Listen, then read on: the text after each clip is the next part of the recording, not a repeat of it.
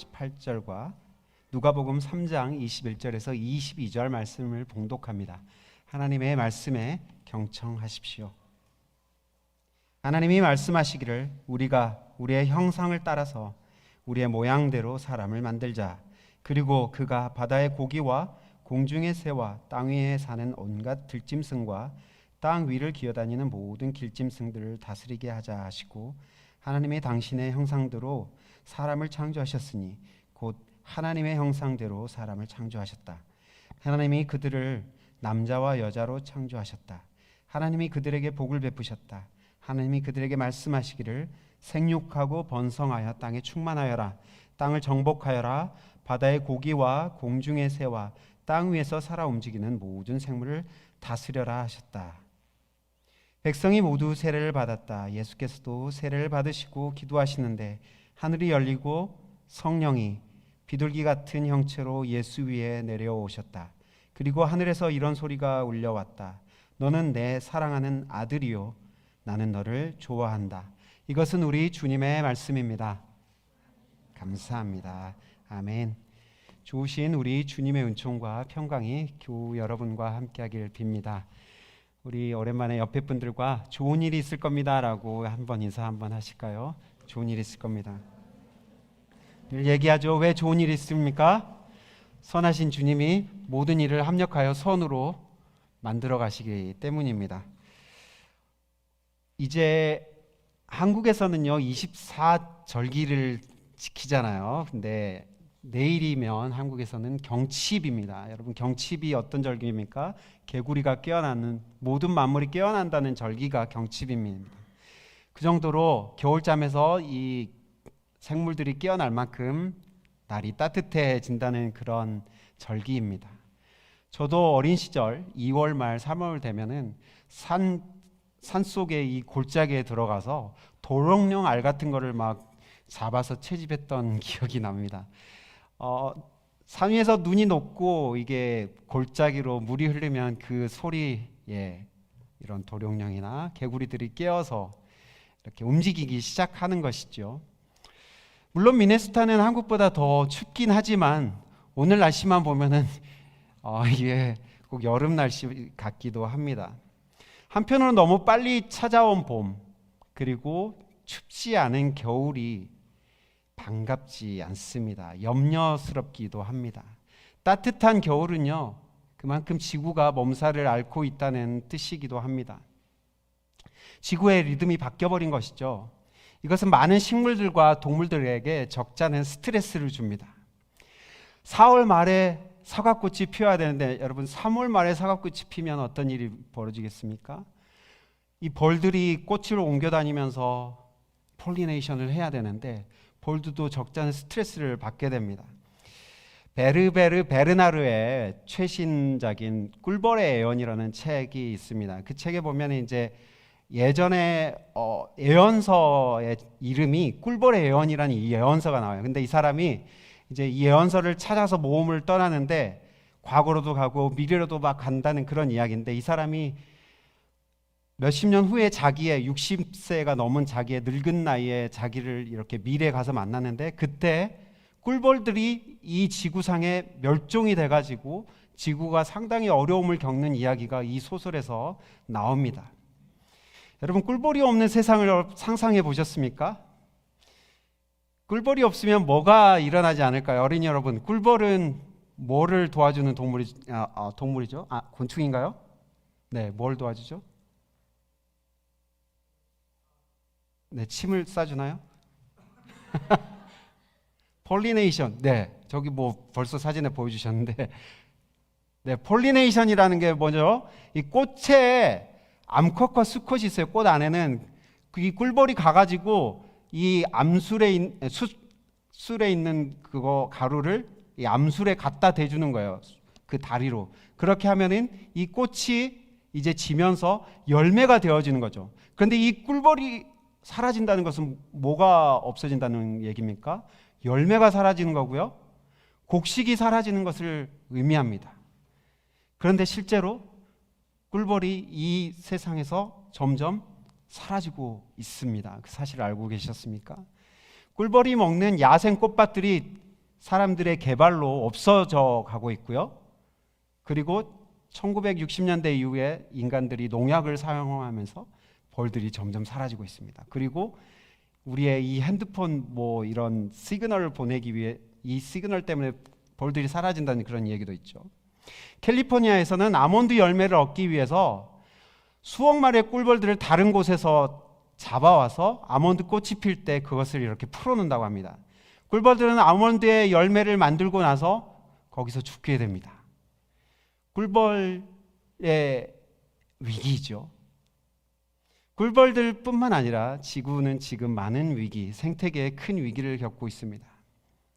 여러 사람들이 나뭇가지 위에 앉아서 톱질을 하고 있습니다. 자기들이 앉아있는 나무에 톱질을 하는데 여러 사람이 앉아있기 때문에 갑자기 두둑 가지가 갈라지는 소리가 들립니다. 사람들은 서로 놀라서 얼굴을 쳐다보지만 잠시 후에 아무렇지도 않게 다시 톱질을 해갑니다. 그 나뭇가지에 앉아있는 사람들이 어떻게 될지는 상상에 맡기겠습니다.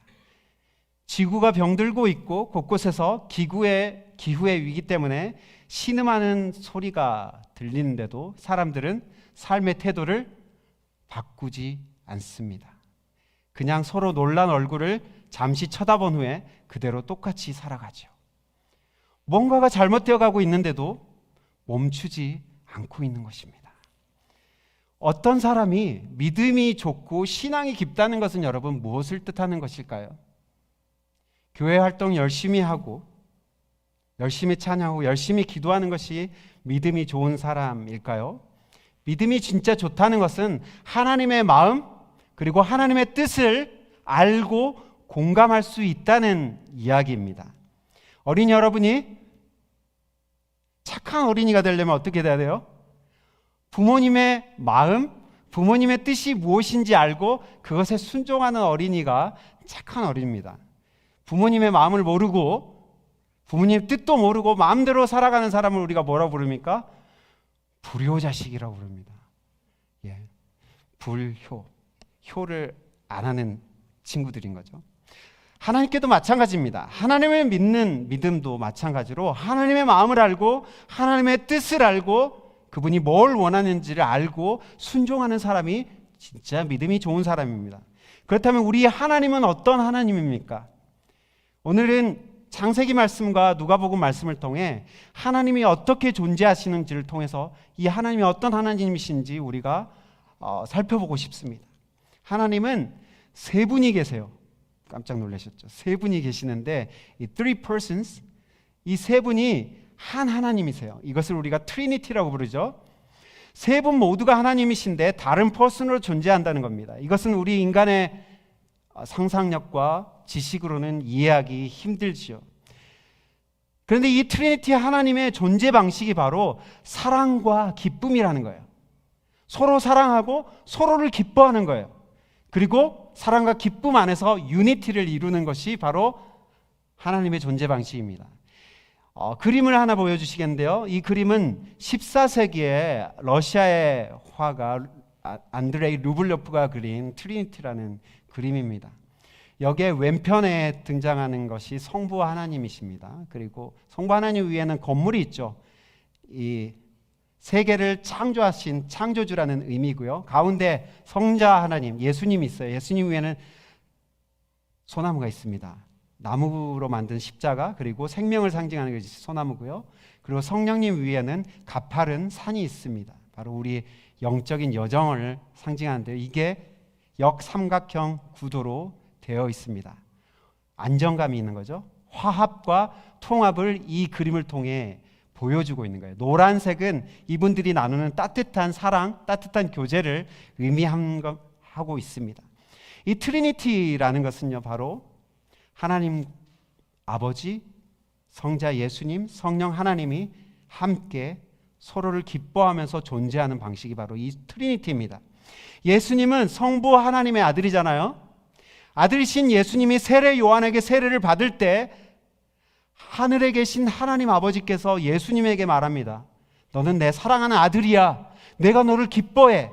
성령님은 가만히 있습니까? 성령님은 예수님 위에 내려오시면서 그분들을 사랑의 끈으로 이렇게 이어지고 있는 것이 바로 세례 요한의 세례터에 나타나신 예수님의 세례 장면입니다. 트리니티 하나님은 사랑과 기쁨 속에서 하나가 되셨고 서로를 섬기면서 기뻐하셨습니다. 이분들이 존재하는 방식은요, 서로가 서로에게 선물로 주시는, 자기를 선물로 주는 존재 방식으로 존재하십니다. 이렇게 자기를 선물로 내어주는 삶을 저는 덕분에 사는 삶이라고 말하고 싶습니다. 예수님, 하나님, 그리고 성령님이 난 네 덕분에 살아가라고 하면서 서로가 이렇게 연합을 하시는 것입니다. 덕분에 사는 삶. 이런 하나님의 존재 방식이 여러분 중요한 이유가 무엇입니까? 바로 하나님의 존재 방식은 바로 하나님의 형상으로 지어진 우리들의 존재 방식이 되어야 하기 때문입니다. 트리니티 하나님은 온 우주 만물을 말씀으로 만드셨습니다. 여러분, 이볼루셔니스트, 그러니까 진화론자들이 말하는 것처럼 지구가 우연히 아메바에서부터 시작해서 이렇게 생긴 것이 절대 아닙니다. 창세기 1장 26절에서 말하죠. 하나님이 말씀하시기를, 말씀으로 하나님이 창조하셨습니다. 우리가 우리의 형상을 따라서 우리의 모양대로 사람을 만들자. 우리라는 복수 형태가 주어로 쓰이고 있습니다. 좀 특이하죠? 아버지, 아들, 성령 하나님이 우리의 형상으로 우리가 사람을 만들자, 우리의 이미지로 사람을 만들자라고 말씀하고 계시는 거예요. 이 말은 무슨 말입니까? 이 성부, 성자, 성령 하나님이 아까 어떤 방식으로 존재한다고 그랬습니까? 서로를 선물로 주시는 방식. 이것을 다른 말로 하면 관계적인 하나님이신 거죠. 인간들도 마찬가지로 관계적으로 만드셨다는 것이에요. 하나님은 우리 홀로로 만드시지 않고 서로로 만드셨어요. 우리는 서로 관계를 맺으면서 살아가게 되어 있습니다. 아까 이것을 제가 뭘로 표현했죠? 오늘 설교의 제목이기도 하죠. 덕분에 살아가는 인생으로 우리를 만드셨다는 것입니다. 우리 모두는 덕분에 살아가는 존재들입니다. 이 지구상의 모든 생명체들은 서로 연결이 되어 있습니다. 그 중에 어느 하나라도 빠지면 이 생명의 체계들이, 이코시스템이 완전히 무너져 버립니다. 꿀벌 하나, 그것이 빠져버리면 이 세상은 엉망이 되어버리고 맙니다. 하나님은 사람을 통해 그분의 이미지를 드러내 보이고 싶어 하셨습니다. 그러니까 하나님은 사람이 피조물의 대표로서 나서주시길 바라셨단 말씀인 거죠. 인간이 하나님을 대신해서 모든 피조물 가운데 하나님이 어떤 분이신지를 사람을 통해서 하나님은 나타내 보여주시기를 원하셨다는 말입니다. 그래서 하나님은 땅과 하늘을 만들고 그 위에 식물들을 만드시고 물고기와 동물들을 만드신 후에 인간에게 부탁하십니다. 네가 피조물의 대표로서 모든 피조물들을 잘 보살피고 관리해 주기를 바란다. 여러분, 이 말은요, 사람이 다른 피조물보다 더 나은 존재라는 것을 의미하는 게 아니에요. 더 우위에 있는 어떤 존재가 아닙니다. 단지 인간은 하나님을 대표해서, 모든 피조물의 대표해서 하나님을 예배하고 피조물들을 보살필 그런 의무를 가질 뿐입니다. 더불어 살아가라고 하나님께서는 그렇게 말씀하신 거죠. 우리는 덕분에 살아가는 존재인 것을 잊지 말아야 합니다. 이 지구 위의 모든 생명들은 연결되어 있음을 잊지 말아야 하죠. 사람과 사람 사이뿐만 아니라 사람과 모든 우주 만물, 자연에 있는 생명체들이 모두 다 하나로 연결되어 있습니다.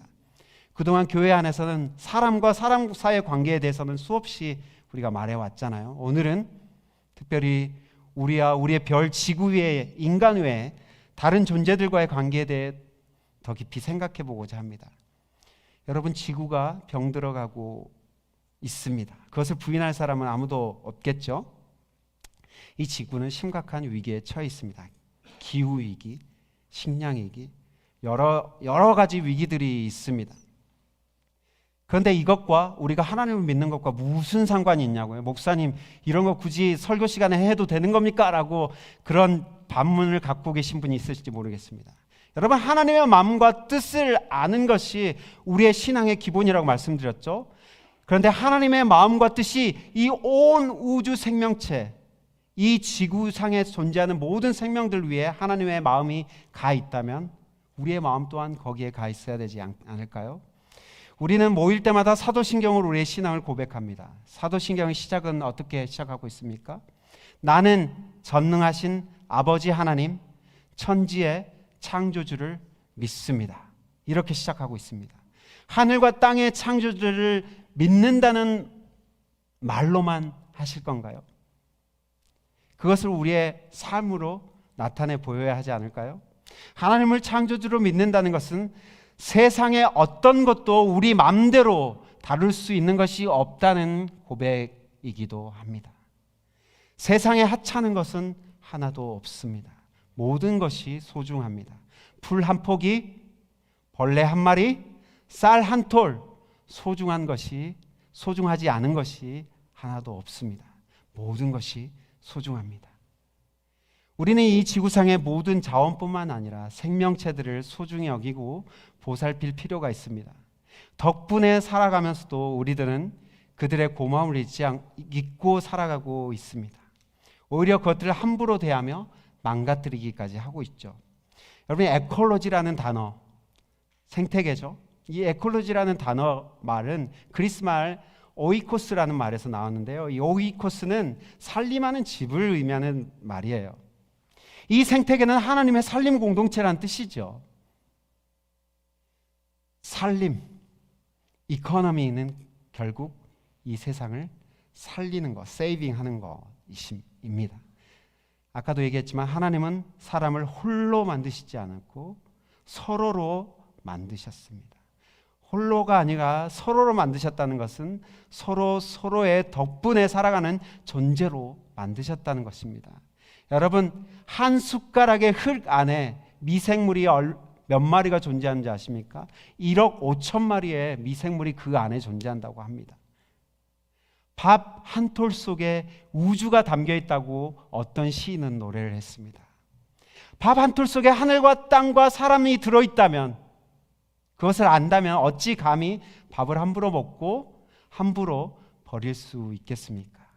흙 속에 무수한 생명체가 살고 있는 것을 이해하는 사람이라면 어찌 땅을 함부로 파헤치고 땅 속에 농약을 뿌릴 수 있겠습니까?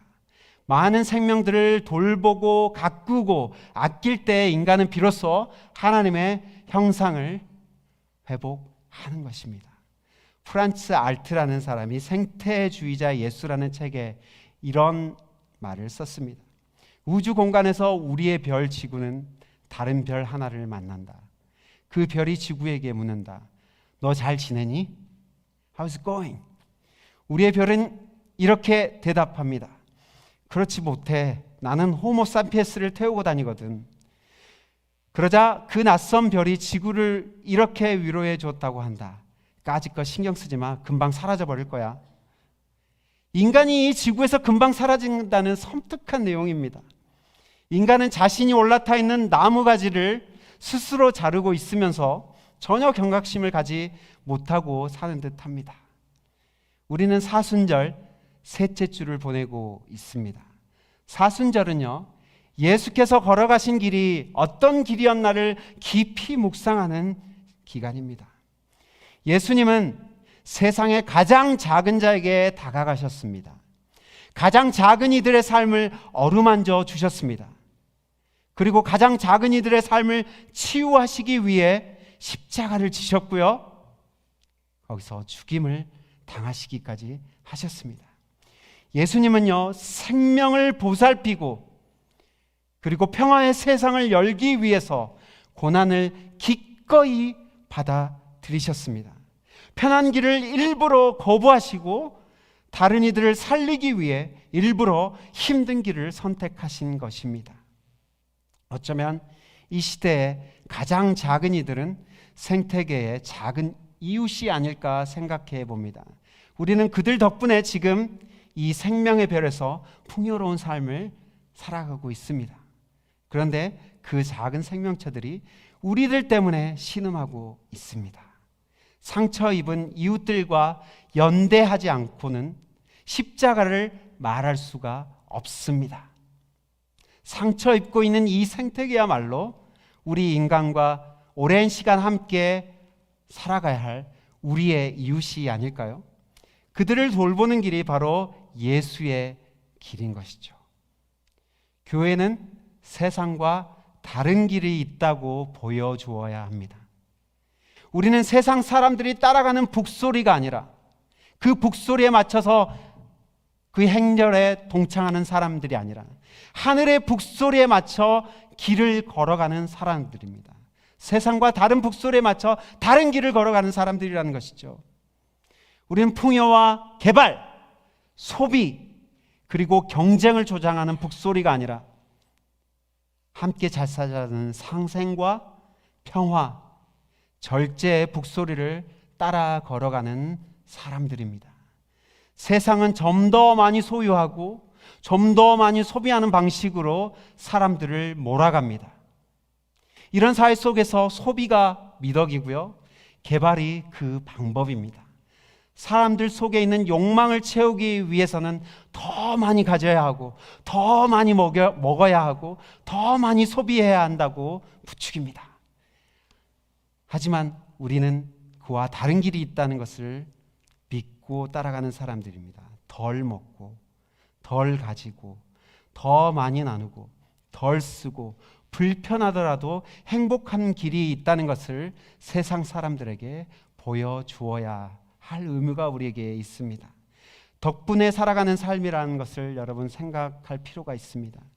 내 밥상에 올라온 밥 한 그릇을 위해 수많은 생명체들과 수많은 농부들의 땀방울이 있었습니다.